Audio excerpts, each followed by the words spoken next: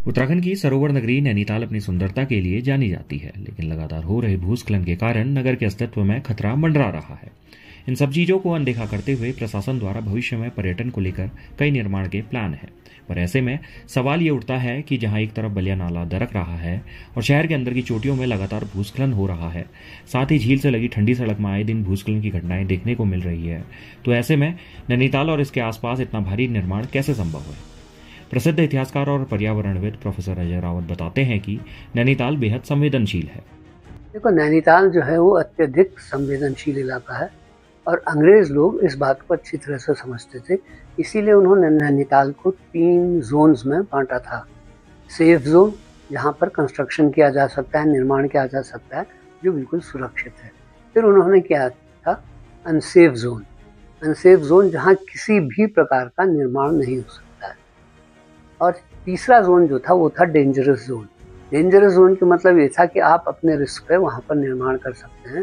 Safe zone जो था अंग्रेज़ों के समय में और आज़ादी के बाद भी, जब तक आप ये कह सकते हैं कि नगर पालिका में अच्छे चेयरमैन जैसे जसौत सिंह बिष्ट जी, राय बहादुर मनोहर लाल शाह जी जैसे चेयरमैन रहे, तो नैनीताल था बड़ा सुरक्षित रहा। कि सरकार ने 2006 में ही चीज़ जाना चाहिए, क्योंकि 2006 में जो हमारा ATI है, जो हमारा ट्रेनिंग इंस्टीट्यूट है IAS और PCS ऑफिसर्स के लिए, उन लोगों ने एक राष्ट्रीय कार्यशाला की थी, राष्ट्रीय सेमिनार की थी, और उस सेमिनार में ये कहा गया था कि नैनीताल की भार वाहन क्षमता जो है वो समाप्त हो चुकी है।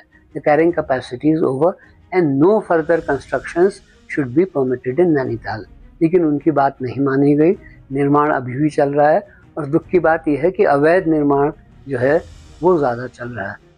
इसके साथ ही साथ जो नाले हैं, जो हमारे धारे थे, उन धारों और नालों के ऊपर भी निर्माण होने लगा है, और ये वो नाले हैं जिनको नैनीताल की लाइफ लाइन माना जाता है। कि बलिया नाला की स्थिति आप जानते हैं, बलिया घाटी की स्थिति आप जानते हैं, बिल्कुल ही जर्जर हो चुका है, कभी भी वो क्षेत्र जा सकता है। और इसी तरह से स्थिति आपके डोरथी सीट में भी होगी। डोरथी सीट में तो अभी बहुत ज़बरदस्त भूस्खलन आया, और अब लोगों का मानना है कि वो क्षेत्र जो है वो कभी भी सुरक्षित नहीं बनाया जा सकता है। लेकिन हमारा दुर्भाग्य ये है कि बलिया नाला, जिस पर पूरा नैनीताल का अस्तित्व है, बलिया नाला डूब रहा है, धंस रहा है, लेकिन ठीक बलिया नाले के बगल में एक रोपवे का निर्माण किया जा रहा है, जो कि बिल्कुल अवैध है। क्योंकि बलिया नाले के बगल में जिस क्षेत्र पर ये रोपवे बनाया जा रहा है उसे कहते हैं हनुमान वाटिका, और इस हनुमान वाटिका के लिए हाईकोर्ट का निर्णय है कि यहाँ पर कोई निर्माण नहीं किया जाएगा। अभी लोगों का ध्यान निहाल वाटरशेड में नहीं गया है। बलिया नाला तो एक तरफ हो गया, एक वाटरशेड है, उसके बाद हनुमानगढ़ का वाटिका आती है, और उसके बाद जो है आपके आता है निहाल वाटरशेड। निहाल नदी जो है वो गवर्नमेंट हाउस के नीचे से उसका उद्गम स्थल है। वो क्षेत्र भी धंस रहा है, और उस क्षेत्र में भी आप देखें बहुत ज़बरदस्त भूस्खलन आने लगे हैं। टूरिज्म जो है वो नियंत्रित करना होगा।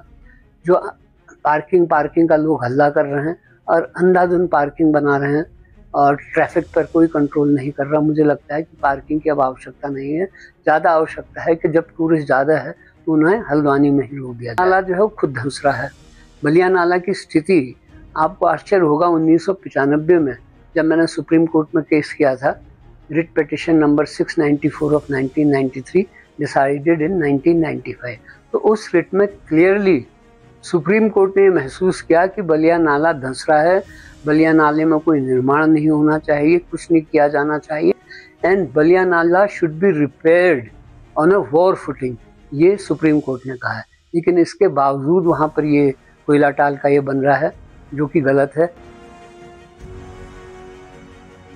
नैनीताल से तनुज पांडे की रिपोर्ट।